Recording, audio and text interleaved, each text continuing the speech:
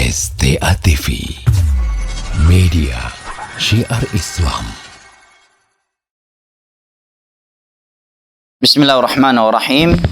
Assalamualaikum warahmatullahi wabarakatuh. Waalaikumsalam warahmatullahi wabarakatuh. Alhamdulillah, wassalatu wassalamu ala rasulillah wa ala alihi wa sahbihi wa sallama tasliman katsira. Amma ba'd. Fa ahlan wa sahlan wa marhaban bikum para pendengar radio Syiar Tauhid Aceh 96,1 FM, ibu bapak, saudara dan saudari yang lun tuan cintai dan hormati, rahimani Allah wa iyyakum wa baraka fikum. Alhamdulillah wa syukrulah. Tiada henti-hentinya kita memanjatkan puji dan syukur kita kehadirat Allah Jalla wa Ala yang telah berfirman, wa in ta'uddu ni'matallahi la tuhsuha innal insana lazalumun kaffar. Dan kalaulah kalian ingin menghitung-hitung akan nikmat Allah atas kalian, la tuhsuha, niscaya kalian tidak akan mampu menghitungnya. Innal insana lazalumun kaffar. Sesungguhnya manusia itu pelaku kezaliman dan kekufuran. Merupakan nikmat dan anugerah yang sangat mahal lagi berarti bagi kita semua, di mana Allah Jalla wa Ala mempertemukan kita di majelis ilmu agama, majelis yang kita saling sharing di antara kita tentang ilmu agama, majelis di mana kita saling mengingatkan antara satu sama yang lainnya dan saling menuntun ke jalan syurga Allah Jalla wa Ala insyaallah taala. Maka kita memohon kepada Allah Jalla wa Ala bi asma'ihil husna, dengan nama-namanya yang maha indah, sifat-sifat yang maha tinggi, dan dengan namanya yang paling agung yang apabila ia diminta dengannya maka ia akan mengabulkan permohonan hambanya, sebagaimana ia telah mengumpulkan kita di majelis ilmu agama yang online ini agar kembali mempertemukan kita di majelis ilmu agama yang offline dengan kondisi iman dan amal saleh yang lebih sempurna, dan di dalam syurganya pada hari kiamat kelak ma'an nabiyyin was-siddiqin wasyuhada'i was-salihin wa hasuna ulaika rafiqa. Ibu bapak, saudara saudari yang saya cintai dan hormati, pendengar radio Syiar Tauhid Aceh 96,1 FM ataupun yang mengikuti kajian ini di Aceh Tafaqquh Fiddin, insyaallah taala pada waktu mustajab ini, sore hari Jumat, kita lanjutkan kembali pelajaran kita mengkaji kitab Al-Arba'un Al-Jiyad fi Tarbiyatil Aulad, 40 hadis Nabi sallallahu alaihi wasallam yang sahih seputar tarbiyah anak-anak, yang insyaallah taala malam pada pertemuan hari ini kita akan membaca hadis yang ke-18. Qala penulis rahimahullahu taala menyatakan, masyru'iyatu ta'limil ghulami wa zar'il aqidati fi qalbihi. Anjuran mengajarkan ilmu agama kepada anak-anak dan menanamkan perihal akidah di dalam hatinya. An Abdullah bin Abbas radhiyallahu anhuma, dari Abdullah bin Abbas radhiyallahu anhuma, beliau berkata, kuntu khalfa Rasulillah sallallahu alaihi wasallam yawman faqala ya ghulam inni uallimuka kalimat ihfazillaha yahfazka ihfazillaha tajidhu tijahak. Suatu ketika, suatu hari aku diboncengi oleh Rasulullah sallallahu alaihi wasallam di belakang beliau, di atas tunggangan beliau. Beliau pun berkata kepadaku, wahai anakku, inni uallimuka kalimat, aku akan mengajarkan engkau beberapa kata. Ihfazillaha yahfazka, jagalah Allah, niscaya Allah akan menjagamu. Ihfazillaha tajidhu tijahak atau tujahak, jagalah Allah, niscaya Allah akan senantiasa berada di hadapanmu. Idza sa'alta fas'alillah, jika engkau meminta maka mintalah kepada Allah. Wa idza ista'anta fasda'in billah, jika engkau memohon pertolongan maka memohonlah kepada Allah. Wa'alam anna al-ummata law ijtama'u 'ala an yanfa'uka bi syai'in lam yanfa'uka illa bi syai'in qad katabahu Allahu lak. Dan ketahuilah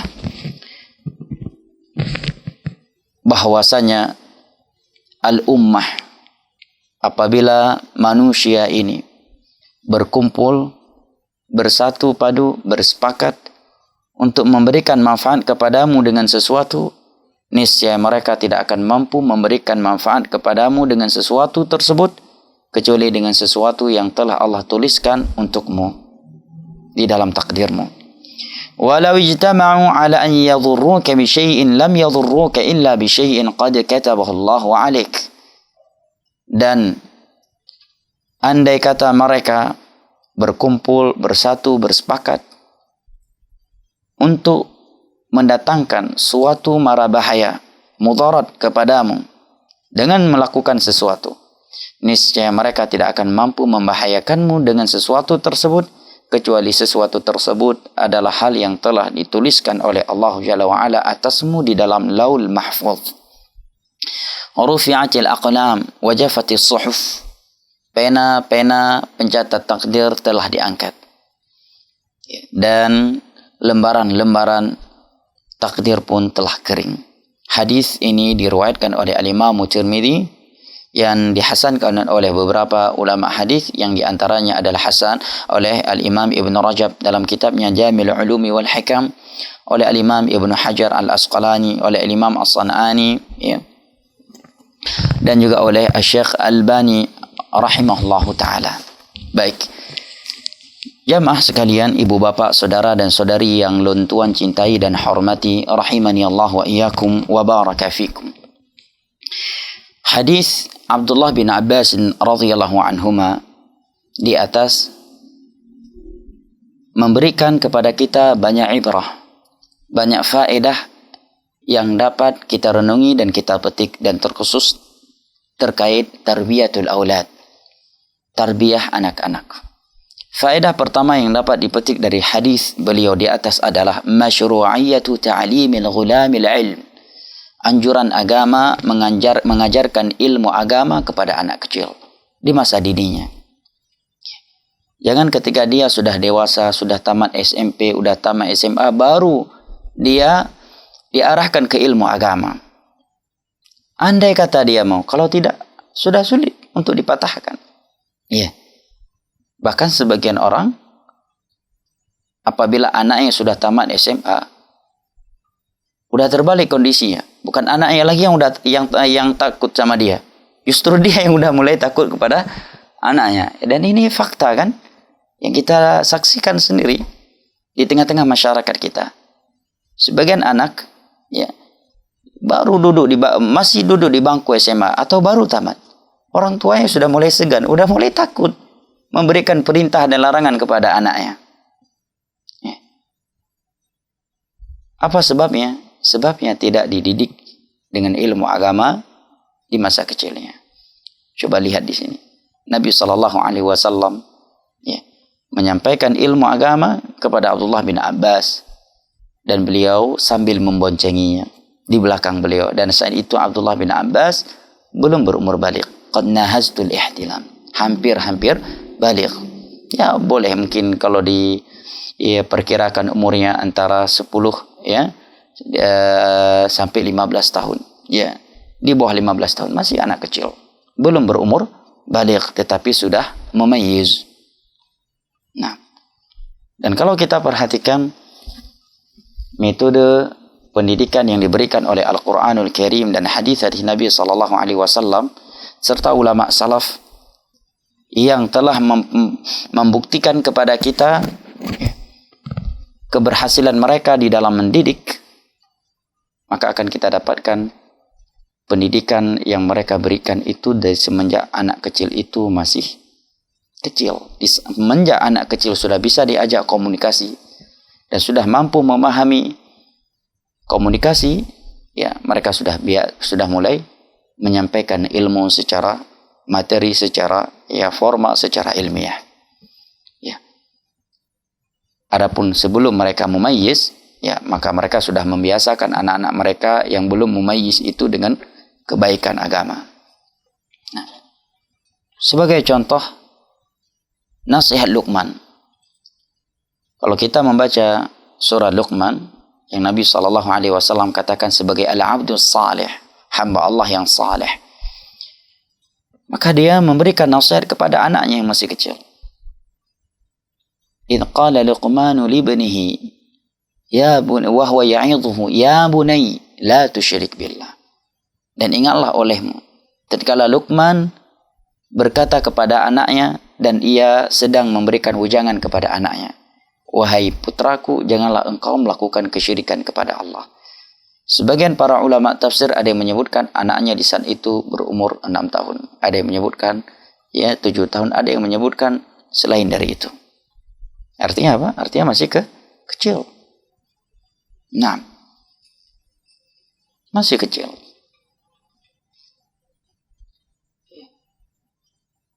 Demikian pula yang dipraktekkan oleh para salaf.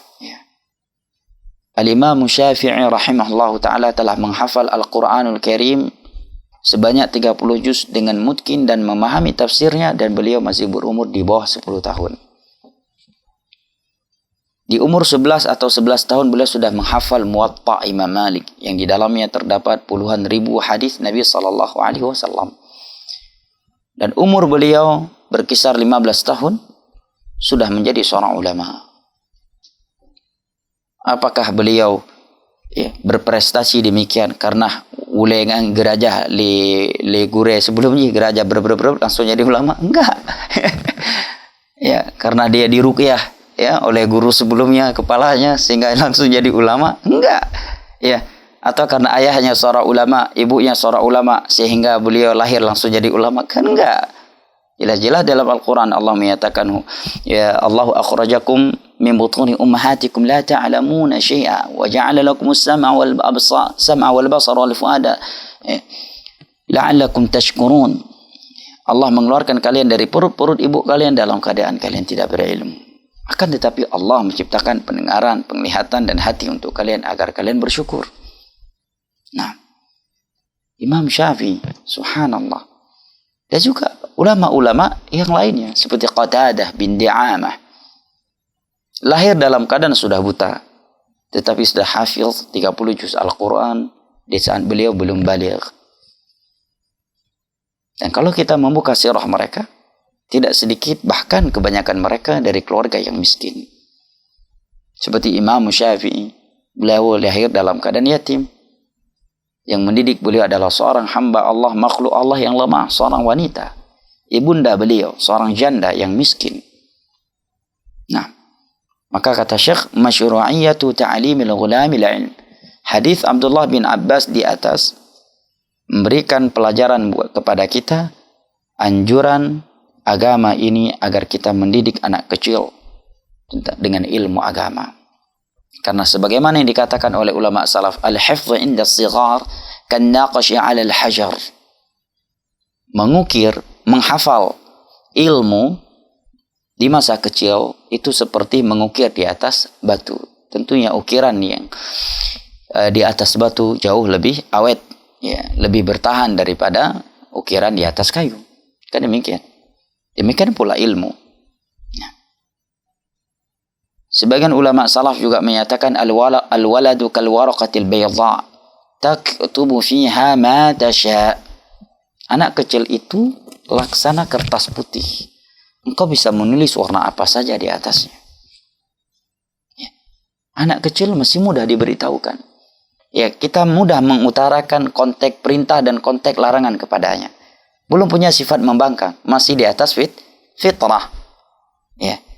Karena memang Nabi SAW bersabda, kullu mauludin yuladu 'alal fitrah. Seluruh anak yang dilahirkan, dia dilahirkan di atas fitrah, atas akidah yang lurus, di atas hati yang baik. Hadis Bukhari Muslim dari Abu Hurairah radhiyallahu anhu. Berbeda kalau dia sudah dewasa, dia sudah banyak melihat, sudah banyak mendengar, dan sudah banyak membaca. Belum lagi kalau dia sudah banyak melakukan atau bergaul dengan teman-teman yang tidak baik. Terkadang dalam 10 petunjuk yang kita berikan, sebagian dari petunjuk tersebut dikritik dan dibantah olehnya. Berbeda dengan anak kecil. Sebagian orang menyangka dan mengira, sayang Ustaz, kalau kecil langsung diajak-ajar agama. Khawatir nanti dia cepat bosan di masa dewasa. Ini pemahaman yang keliru. Ini pemahaman yang keliru. Untuk mengetahui itu adalah ucapan yang tidak tepat untuk diucapkan oleh seorang muslim, ya, cukup dengan kita tanyakan kenapa anggapan seperti itu tidak ada pada ilmu dunia. Jarang kita mendengar kan? Ketika sebagian anak kecil di masa kecilnya dipadatkan pelajaran dunia, pelajaran matematika, bahasa Inggris, les ini, les itu, ada yang menyatakan jangan terlalu dipadatkan ya porsinya, nanti cepat bosan tuh anak. Ya, jarang kan? Kenapa kalau dalam ilmu agama orang begitu mudahnya mengeluarkan kesimpulan, jangan terlalu dipadatkan porsinya, jangan terlalu dipaksakan, nanti dia bakal bosan dan seterusnya. Di sebagian sisi benar ucapan itu. Ya, anak kecil ada porsinya masing-masing dan telah kita lewati pembahasannya. Ya. Di pertemuan-pertemuan yang lalu, bagaimana petunjuk Nabi SAW mendidik anak-anak kecil, bahwa pendidikan yang diberikan kepada mereka adalah pendidikan yang dibangun di atas nilai-nilai rahmat. Andai kata diutarakan kepada mereka konteks perintah, maka perintah yang diutarakan kepada mereka adalah perintah rahmat. Demikian juga konteks larangan, andai kata diutarakan kepada mereka konteks larangan, maka diutarakan konteks larangan tersebut di atas nilai-nilai rahmat, kasih sayang, ya. Nah, juga telah kita sebutkan ya pada pertemuan sebelumnya bahwa ada anak-anak di umur-umur tertentu agar dia tidak dipisahkan dari orang tuanya secara totality, agar ada ikatan batin ya antara dia dengan kedua orang tuanya. Namun ilmu agama tetap diajarkan walaupun dia nggak mesti mondok. Ya, nggak mesti mondok. Nah, ya. Mungkin karena usia yang masih terlalu kecil ya. Kalau dipondokkan ya tidak dijumpai kecuali hanya beberapa bulan sekali, dan sementara di rumah kita mampu memanggil guru privat, dan lebih sempurna lagi kita sendiri mampu mengajarkannya sampai dia berumur dengan umur yang sudah layak untuk berpisah dengan orang tuanya demi menuntut ilmu agama, agar ada ikatan batin dan kasih sayang yang kuat antara dia dengan orang tuanya, maka tentunya ini jauh lebih baik, dan demikianlah yang dilakukan oleh ulama salaf dahulu. Nah, ya. Kemudian yang kedua kata Syekh, yubda'u bi ta'limil ghulamil ulumal muhimmah kal aqidati wa zar'iha fi nafsihi. Dalam menyampaikan ilmu agama kepada anak-anak, hendaknya diutamakan ilmu-ilmu yang penting terlebih dahulu. Seperti apa? Kal aqidah, ilmu aqidah. Ya, seperti di dalam hadis ini, Nabi SAW tanamkan ilmu aqidah, pelajaran aqidah ke dalam hati Abdullah bin Abbas yang sedang beliau boncengi di atas tunggangan beliau, dan beliau masih anak kecil yang belum baligh saat itu. Dan masih banyak lagi contoh-contoh lainnya. Ketika Nabi SAW datang kepada seorang sahabat yang memiliki budak sahaya perempuan yang masih kecil, jariyah yang belum baligh, Nabi ajarkan kepadanya akidah tentang Allah Jalla wa'ala berada di atas langit. Allah Maha Besar dan Allah Maha Kaya. Ya. Nabi ajarkan kepadanya bahwa Nabi SAW adalah utusan Allah Jalla wa'ala. Perihal akidah. Ya. Demikian pula metode pendidikan yang diajarkan oleh Al-Quran. Tatkala Allah Jalla wa'ala menceritakan kepada kita Luqman al-abdus salih, memberikan ujangan kepada anaknya, maka hal yang pertama kali beliau sampaikan adalah hal akidah yang berkaitan dengan tauhid dan syirik. Ya bunayya la tusyrik billah. Wahai putraku, wahai anakku, jangan sekali-kali engkau melakukan kesyirikan kepada Allah. Ya. Mengajarkan perihal akhlak kepada anak-anak itu penting. Namun tak kalah pentingnya, bahkan lebih penting dari bab akhlak dengan manusia, adalah akhlak antara dia dengan Allah Jalla wa'ala. Oleh karenanya, faedah yang ketiga berikutnya Syekh katakan adalah ahammiyatu rabtil ghulami billahi wa taqwiyati imanih wa ta'limihi anna Allah huwa an-nafi' ad-dar. Pentingnya mengikat seorang anak dengan Allah Jalla wa'ala. Jangan kita ikatkan dia dengan orang tuanya. Awas ya, Kalau abi tahu, awas ya. Kalau umi tahu, awas ya. Kalau abang tahu, kalau itu adik kita. Ya. Awas ya, kalau ustadz tahu, kalau itu murid kita. Jangan. Sehingga si anak terbiasa terikat dengan orang tua, dengan abang. Takutnya itu terikat dengan guru, dengan ayah, dengan umi. Ya. Ini kesalahan yang cukup fatal. Tatkala seorang anak melakukan suatu ibadah atau meninggalkan suatu maksiat karena takut kepada ustadz atau ustadzah. Karena takut kepada abi dan uminya. Karena takut kepada abangnya. Ini adalah kegagalan di dalam dunia tarbiyah. Tarbiyah yang benar itu adalah mengikat hati seorang anak dengan Allah Jalla wa'ala. Wa taqwiyati imanih. Kita perkuatkan iman dia kepada Allah.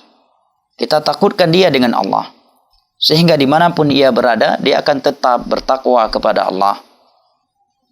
Baik ada orang tuanya ataukah tidak ada. Baik ada ustadznya ataukah tidak. Baik dia sedang di pondok ataukah sedang liburan. Pulang ke rumahnya. Dia tetap akan menjaga ibadah-ibadah yang biasa ia lakukan ketika dia di pondok. Dia akan tetap menjalankan ibadah-ibadah yang ia lakukan ketika ia di kamarnya sendirian. Tanpa terlihat oleh kedua orang tuanya. Karena kalau kita ikatkan dia dengan kita sebagai orang tuanya ya, atau sebagai gurunya, akidah dia rusak. Ini yang pertama. Yang kedua, kita sendiri capek. Ya. Seberapa sih kita mampu mengontrol anak kita sendiri, apalagi anak didik, ya kan? Yang jumlahannya mungkin, yang jumlahnya ratusan, ya. Nyo tabo kayak grup pagu belah no, yang tabo tu kayak grup pagu belah di, ya. Yang ini, ya, masbu yang itu juga, masbu yang ini kasus ini, yang itu kasus itu lagi. Ya. Anak kita sendiri aja yang mungkin jumlahnya baru 2, 3, 4 atau 5 atau baru 10. Ya. Kewalahan kita, ya kan? Mereka masih di dalam rumah kita sendiri, bersama kita saja, kita nggak mampu mengontrol mereka 24 jam atau selama mereka berada di rumah. Begitu dia masuk ke dalam kamar, ya kita udah nggak bisa ngontrol lagi. Dia itu bertakwa kepada Allah ataukah tidak? Dengan HP satu di tangannya, seluruh kebaikan atau kejelekan yang ada di dunia maya bisa dia lihat. Kita nggak tahu. Ya. Ketika dia sedang di kamar mandi, ya, belum lagi ketika dia keluar rumah, bergaul dengan kawan-kawannya, pergi ke rumah sekolah, pergi ke tempat olahraga. Tatkala dia diikatkan dengan Allah Jalla wa'ala, rasa takutnya diikatkan dengan Allah. Ya. Semangat ia beribadah terikat dengan Allah Jalla wa'ala. Dan tatkala imannya telah kuat, maka dia akan tetap bertakwa kepada Allah Jalla wa'ala dimanapun dia berada. Dan dia bertakwa kepada Allah karena Allah. Ya. Karena Allah. Ya. Sehingga terkadang sebagian anak justru dia yang mengingatkan kedua orang tuanya untuk beribadah kepada Allah. Ini kan kesuksesan di dalam tarbiyah. Justru dia yang memberikan motivasi kepada kedua orang tuanya untuk beribadah kepada Allah Jalla wa'ala. Justru dia yang menegur kedua orang tuanya yang melanggar hukum Allah Jalla wa'ala. Demikianlah tarbiyah. Ya. Karena tarbiyah yang dibangun di atas petunjuk Al-Quran dan As-Sunnah itu tidak seperti tarbiyah di militer. Perintah dan larangan dilakukan, dilaksanakan karena takut komandan. Karena takut, ya, atasan. Ya. Begitu komandan nggak ada, kacau balau. Ya. Pendidikan agama tidak demikian. Ya. Mereka ditanamkan rasa takut kepada Allah. Motivasinya adalah Allah. Motivasinya adalah surga Allah yang akan Allah berikan. Oleh karenanya Nabi SAW pernah bersabda di dalam sebuah hadis yang diriwayatkan oleh Al-Imam Tirmidzi dari Mu'adz bin Jabal dan Abu Dzar Al-Ghifari radhiyallahu anhuma. Nabi bersabda, "Ittaqillaha haitsu ma kunt." Bertakwalah engkau kepada Allah dimanapun engkau berada. Subhanallah. Ya. Dan sungguh, ya, indah tatkala kedua orang tua memiliki seorang anak yang bertakwa kepada Allah dimanapun ia berada. motivasi dia beribadah Allah. Ya, motivasi dia meninggalkan maksiat adalah Allah Jalla wa'ala. Bukan karena charper kepada kedua orang tuanya, bukan karena takut kepada mereka, bukan charper kepada gurunya, bukan pula karena takut kepada gurunya. Kalau kita melihat murid kita semangat beribadah atau meninggalkan maksiat kepada Allah karena takut kepada kita, hendaknya kita bersedih. Ya, dan hendaknya kita introspeksi diri. Berarti selama ini kita salah dalam mendidiknya. Ya. Dan panggil itu anak dan ajarkan dia pendidikan yang benar. Sampaikan kepadanya. Ya. Bahwa hendaknya dia beribadah karena Allah. Motivasinya karena Allah. Karena iman apabila telah melekat dan tertancap kuat di dalam kalbu seorang hamba, yaf'alu al-ajaib, kata para ulama. Akan melakukan hal-hal yang mengagumkan. Bukankah sesuatu yang mengagumkan? Anak yang masih kecil, umur masih 15 tahun, bangun di sepertiga akhir malam, meninggalkan kamar tidurnya yang ber-AC, ya, tempat tidur yang begitu nyenyak. Bangun dari tempat tidurnya yang begitu nyenyak tersebut, pergi ke kamar mandi, kemudian dia berwudu, ya, kemudian dia sholat tahajud. Sedangkan orang tuanya masih ngorok. Ini kan hal yang mengagumkan. Apa sebabnya? Hal itu mampu dilakukan oleh sebagian anak-anak karena iman yang sudah melekat di kalbu mereka. Nah, sebagai contoh adalah sebagian para sahabat Nabi. Ini antara Abdullah bin Umar. Umur masih belasan tahun, belum baligh. Datang kepada Nabi SAW menawarkan diri yang minta izin untuk ikut jihad. Tetapi Nabi tidak membolehkan ia untuk bergabung. Karena umurnya masih kecil. Ini kan hal yang mengagumkan. Anak kecil minta gabung jadi mujahid. Apa motivasinya kalau bukan karena Allah? Sedangkan ancamannya adalah hilang nyawanya. Akan terpisahkan dari anggota keluarganya. Demikianlah iman. Tatkala telah melekat dan menancap di dalam kalbu seorang hamba, dia akan melakukan hal-hal yang mengagumkan walaupun ia masih anak kecil. Nah, maka saya ingatkan di sini bahwa sangatlah penting seorang anak itu diikatkan dengan Allah Jalla wa'ala. Ya, agar motivasi dia dalam beribadah dan meninggalkan maksiat adalah Allah Jalla wa'ala. Wa taqwiyati imanih, memperkuatkan imannya. Wa ta'limihi anna Allah huwan nafi' ad-dhar. Dan sangat penting menanamkan ke dalam hatinya bahwa Allah lah yang memberikan manfaat dan ia pula yang mampu memberikan mudarat, bukan selainnya. Apabila hal ini telah tertanam di dalam kalbu seorang anak, dia nggak akan menjadi seorang anak yang penakut. Akan menjadi seorang anak yang pemberani, yang merdeka hatinya, tidak diperbudakkan dan tidak dihantui oleh was-was dari syaitan. Dia tidak akan memperbudakkan dirinya kepada makhluk karena mengharapkan nilai-nilai dunia dari mereka. Hal itu tidak akan ia lakukan. Kenapa? Karena dia tahu annallaha wan nafi' ad-dhar. Allah lah yang mampu memberikan manfaat dan hanya Allah lah yang mampu menurunkan keburukan.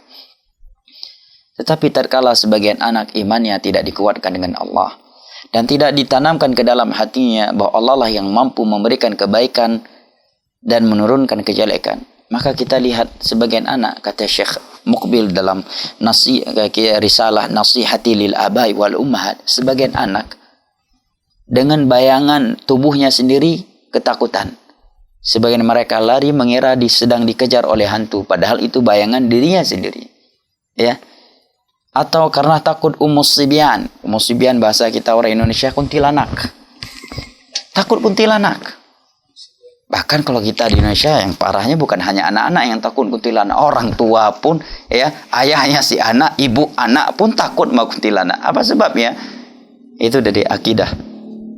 Ya, akidah yang lemah, iman yang lemah. Ya, adapun anak kecil yang sudah diikatkan dengan Allah, dikuatkan imannya dan ditanamkan ke dalam kalbunya bahwa hanya Allah lah yang mampu memberikan mudarat dan manfaat. Andai kata ada syaitan yang menjelma suatu bentuk yang menakutkan, apakah dengan sebutan hantu, kuntilanak atau yang lain, dia nggak akan ketakutan. Ya, akan bila perlu, ya, Diajak dia sholat. Ngapain lo di situ? Yuk sini. Wudu dulu, sholat. Diri di belakangku ya. Aku akan baca keras. Ya, ikuti pergerakanku. Masya Allah, ada anak umur 15 tahun, kuntilanak didakwain sama dia. Kuntilanak Gondorowo memperlihatkan dirinya, dinasihati dia. Ngapain kau di atas? Turun. Wudu dulu, sholat ya di belakangku. Aku mau sholat tahajud ini. Masya Allah. Ya, kalau akidahnya kuat. Tapi sebagian anak sekarang ngompol di kasur. Kenapa? Dia tahan-tahan pipisnya, nggak berani keluar dari kamar untuk ke kamar mandi pipis. Kenapa? Karena sebelum tidur nonton film horor. Ya, bahkan orang tuanya pun ikut ngompol, nggak berani ke kamar mandi. Kamar mandi lumayan jauh dari rumah. Karena sebelum tidur nonton bareng sama anak-anaknya film horor. Apa sebabnya? Kelemahan akidah, kelemahan iman. Yang keempat kata Syekh, jawazu irdafi as-saghiri 'ala ad-daba idza kanat tutiq. Bolehnya memboncengi anak kecil dan juga mencakup selain anak kecil di atas suatu tunggangan. Karena di masa Nabi kendaraan itu adalah tunggangan di atas onta, keledai, ya,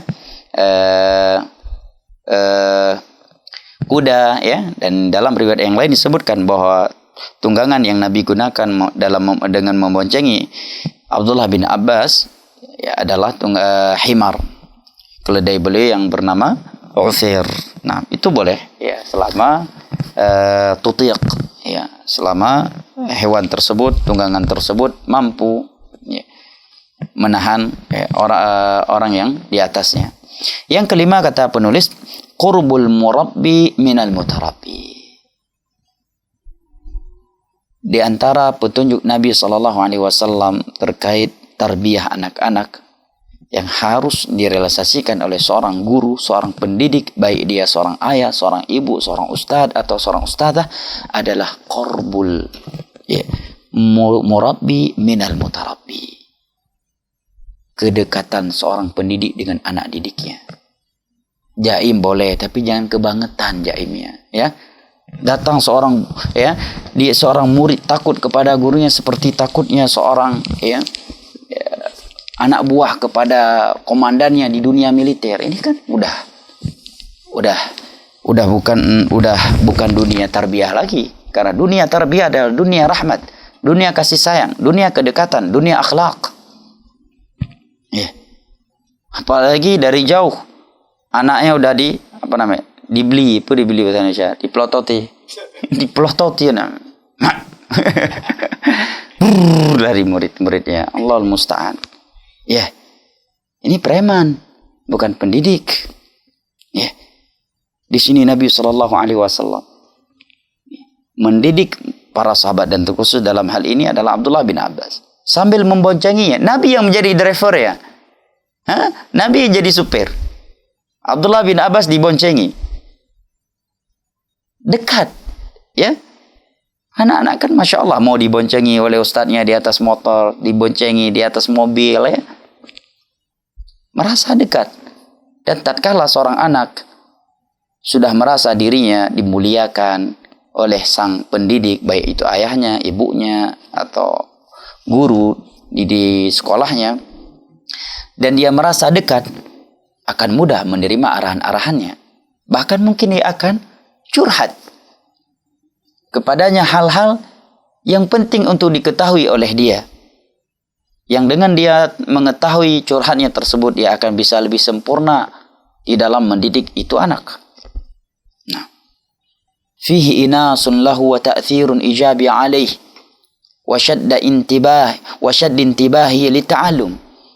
Dengan kedekatan seorang pendidik dengan anak didiknya, itu akan membuat si anak didiknya nyaman, tentram, dekat, ya, dan akan membuat dia lebih menerima arahan-arahannya, akan lebih memperhatikan ilmu yang akan ia sampaikan, wa tawtinu lil alaqa bainahum wa tawasul, terjalinnya hubungan komunikasi, ya,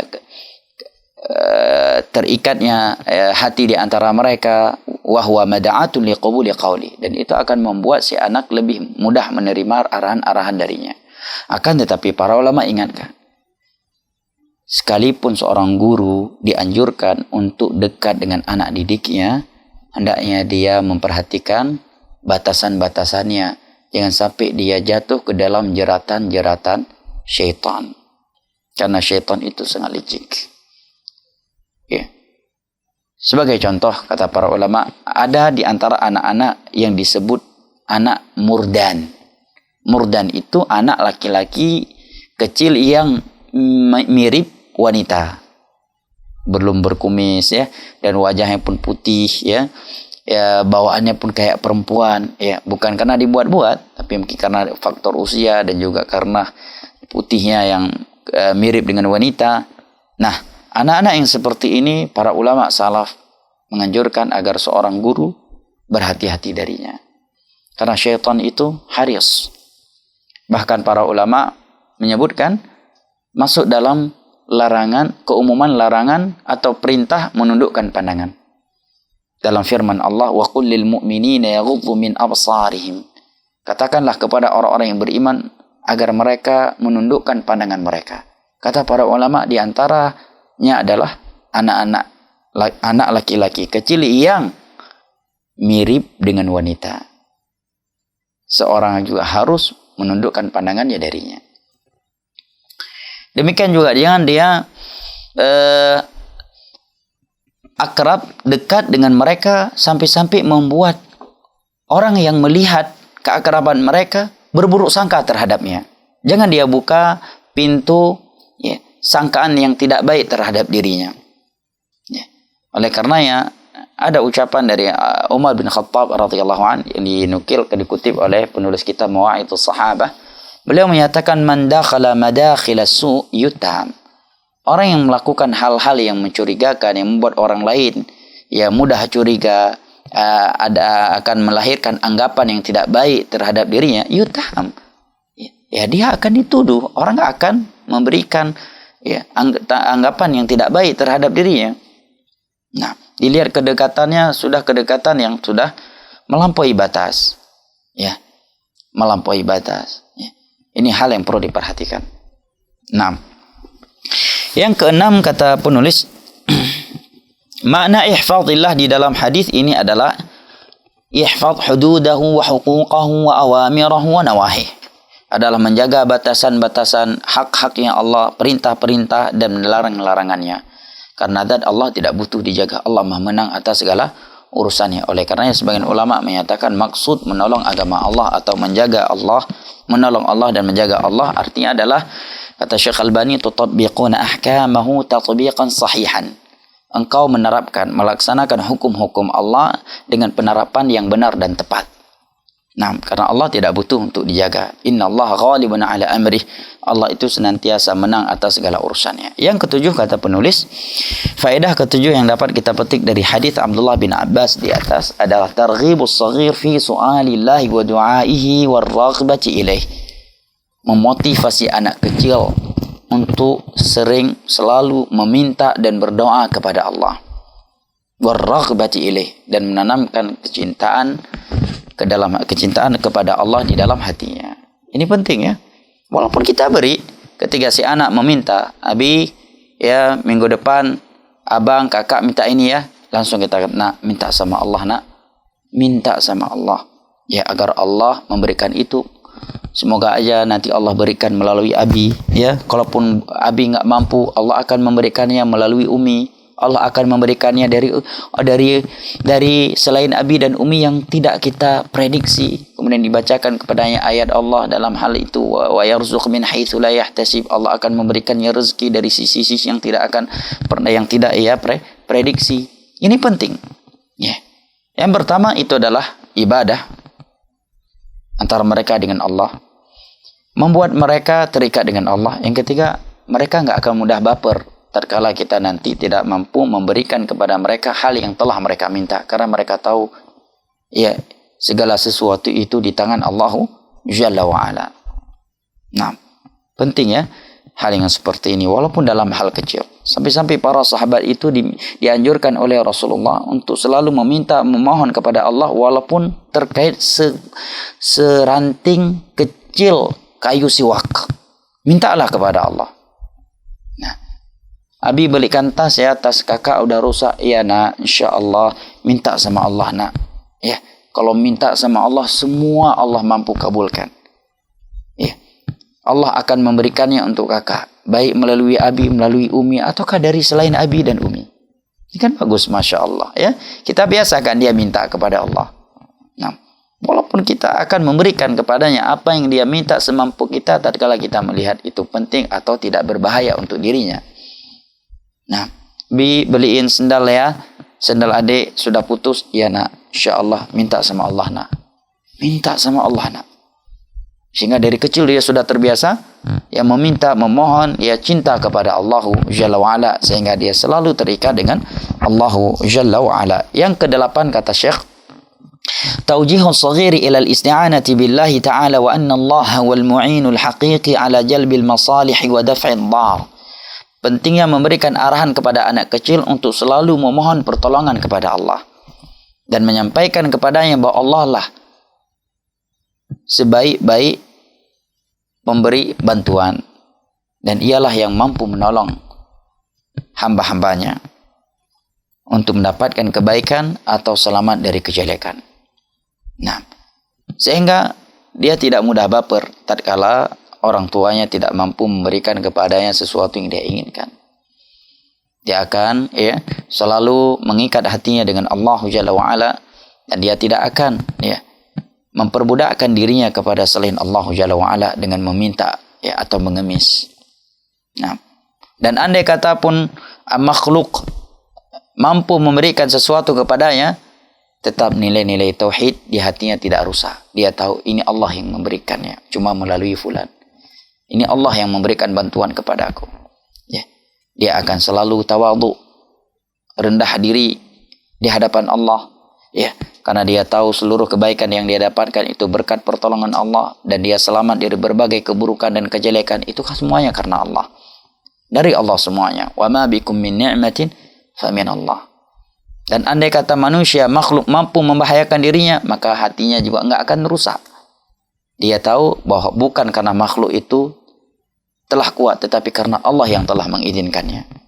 Misalkan dia mampu diganggu oleh syaitan sehingga dia kesurupan, atau bahkan terkadang sebagian anak-anak diganggu ketika sendirian, dia melihat makhluk halus atau manusia menindasnya, tetap hatinya kuat dengan Allah. Dia ingat bahwa semua yang mereka lakukan terhadap dirinya itu bukan karena mereka sudah hebat, bukan karena mereka sudah kuat, tetapi karena Allah yang telah menakdirkannya atasnya 50.000 tahun sebelum Allah menciptakan langit dan bumi. Sehingga dia terbiasa menghadapkan dirinya kepada Allah, mengikat dirinya dengan Allah, dan bersandar kepada Allahu Jalla wa'ala. Dengan ini kita telah menyelesaikan hadis yang ke-18, dan walillahil hamd, tentunya ini suatu nikmat bagi kita dan yang lainnya. Tatkala seorang mampu di dalam sehari-harinya atau dalam suatu pekan menambah satu hadis Nabi SAW, baik menghafalnya ataukah tidak menghafalnya, tetapi memahaminya, kemudian dapat memetik pelajaran-pelajaran indah darinya, ini adalah kehidupan yang indah. Nah, wallahu a'lam bishawab. Jika ada hal yang ingin disampaikan dan waktu masih tersisa, saya persilakan kepada akhuna Abu Talhah. Barakallahu fik. Ya, baik kaum muslimin, sahabat pendengar radio Syiar Tauhid Aceh 96,1 FM dan pemirsa STA TV di mana saja berada. Bagi kaum muslimin yang ingin menyampaikan pertanyaan, silakan kirimkan ke 0852 1414 2314, 0852 1414 2314 melalui WhatsApp dan SMS. Ustaz, ada 2 masuk pertanyaan. Nah, silakan Abu Talhah. Pertanyaan pertama, Ustaz, bismillah, bagaimana menasihati orang tua dan saudara kandung kita yang melalaikan sholat? Hamba Allah di Kuta Raja, Banda Aceh. Nah, Masya Allah terkait dosa meninggalkan sholat, saya kira setiap muslim dan muslimah memahami akan besarnya dosa tersebut. Ayat dan hadis dalam hal itu sangatlah jelas. Setiap orang yang membaca Al-Quran, dia akan selalu melewati perintah melakukan salat. Demikian juga hadis-hadis Nabi SAW dalam hal itu cukup banyak. Ya, cukuplah salat itu sesuatu yang sangat fundamental dalam agama ini. Dengan Allah Jalla wa'ala jadikan dia rukun Islam yang paling besar setelah dua syahadat dan sebagai amud, tiang intinya. Bahkan Al-Imam Ibn Al-Qayyim menyebutkan la yakhtaliful muslimun. Para ulama Islam tidak berselisih dari dahulu bahwa dosa meninggalkan salat itu jauh lebih besar daripada dosa zina, dari dosa minum khamar mabuk, makan riba, dosa-dosa maksiat lainnya. Sekali meninggalkan salat itu lebih buruk di dalam Islam, lebih besar dosanya daripada sekali zina. Sekali meninggalkan salat dosanya lebih besar daripada sekali melakukan liwat, ayatan billah. Sekali meninggalkan salat itu lebih buruk daripada sekali lesbi. Ya. Lebih bejat orang yang meninggalkan salat di dalam Islam daripada koruptor, daripada penzina, daripada homoseks, daripada lesbi, daripada bencong. Lebih buruk orang yang meninggalkan salat. Ya. Ada bencong tapi salat 5 waktu. Ada satu lagi nggak bencong tapi nggak salat. Mana yang lebih baik? Dua-duanya nggak baik tentunya. Tapi paling mending, paling buruk adalah yang meninggalkan salat. Karena dosa meninggalkan salat lebih besar daripada dosa zina, homo, lesbi, dan dosa-dosa maksiat yang lainnya. Nah, bagaimana cara menyampaikan nasihat kepada orang tua atau saudara yang melalaikan salat? Yang pertama, sampaikan hal ini kepadanya agar dia terhardik dengan maklumat yang telah ia ketahui tersebut. Rupanya masalah meninggalkan salat banyak, besar. Banyak muslim yang mengetahui dosa meninggalkan salat itu besar, tetapi menyadari bahwa dosa meninggalkan salat itu besar yang seperti yang dikatakan oleh Imam Ibn Qayyim tadi itu sedikit. Ya, sedikit. Tapi begitu disampaikan kepadanya dosa meninggalkan salat itu lebih besar daripada dosa zina, homo, ya, lesbi, dia akan terhardik. Ya. Yang kedua, tanamkan ke dalam hati mereka rasa takut kepada Allah Jalla wa'ala. Ya. Baik dengan tulisan atau meletakkan buku-buku terkait hal tersebut di dalam rumah agar mereka membacanya. Dan jangan pernah lupa mendoakan mereka. Nah, karena saudara kandung orang tua, kita nggak punya kuasa seperti kepada anak kita sendiri.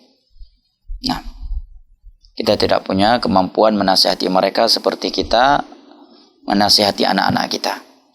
Ya, hanya bisa dengan lisan, ya, nggak bisa dengan tangan.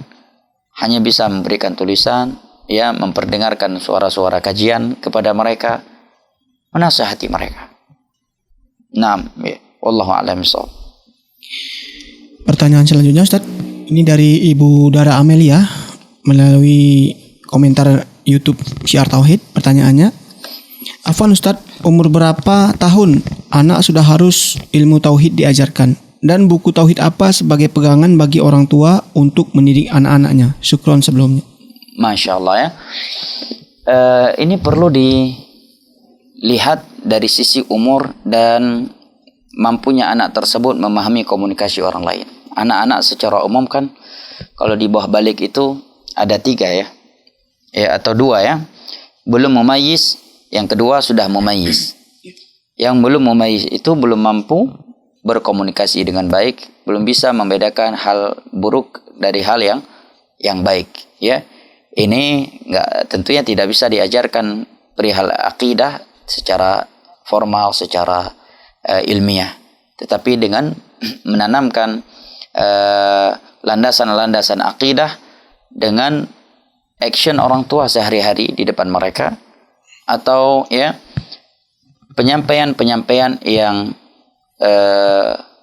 dapat dipahami oleh mereka, seperti Nabi SAW ya mendoakan Abdullah bin Abbas, Allahumma faqihhu fid din wa alim ta'wil, sambil memeluknya, ya. Kemudian meruqyah Hasan dan Husain di sore hari dengan ruqyah beliau, wa'idukuma bi kalimatillahi tammah min syaitanir hamah wa min ainil lamah wa min syarri ma khalaq. Aku lindungi kalian kepada Allah dengan kalimat-kalimat yang sempurna dari syaitan yang menakutkan, dari ain yang menyakitkan, dan dari segala kejelekan yang telah ia ciptakan. Yang kedua, anak tersebut sudah mumayyiz tetapi belum baligh. Maka ya ini bisa dengan 2 cara. dengan memberikan modul akidah dan dengan tanpa modul, ya.